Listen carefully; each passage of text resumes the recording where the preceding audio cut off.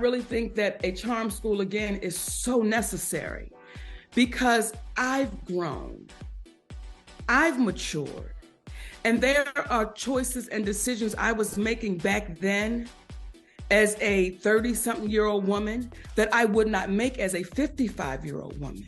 When I see those women now, you know, I understand where they were coming from. I understood it. And I don't think I was in the right place all the way to be the person to stand in front of, because I was still dealing with my own issues. So I think the charm school is one of those things that's so necessary right now to be done differently, of course, but so necessary because even though it was all of what it was, there were people that still walked away with gems. There were people that still walked away and said, wow, that made me think differently. That made me look at that differently. So, you know, I think that show was necessary and is necessary. Are you telling me you want to go back and host a new season? Oh, well, you know what, Daniel? I'm not telling you anything. I know this moment is different, Daniel, because we had to fight for it.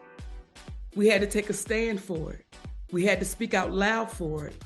This moment is different because my husband and I together stood side by side, you know, and we wouldn't go away and we wouldn't back down. And we had to do what we had to do to get to this moment right here.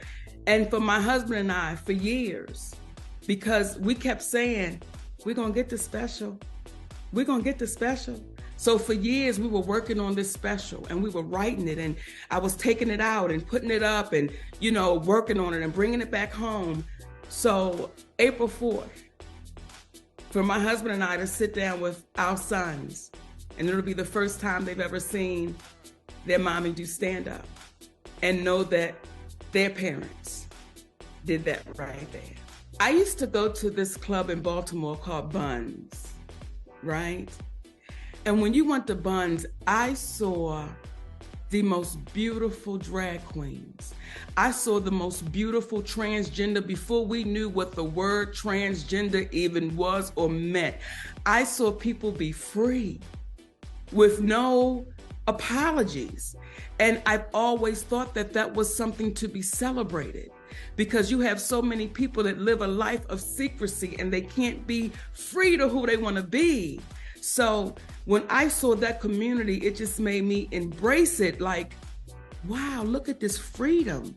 And I would see people dance, Daniel. Oh, they would dance in a way, baby, that it was unexplainable.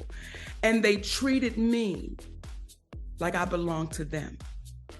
They took this little fat black girl, baby, and made me feel like I was just everything, honey. They would say, work, Miss Girl. And I would be like, let me work then. So that community has always had a very special place with me.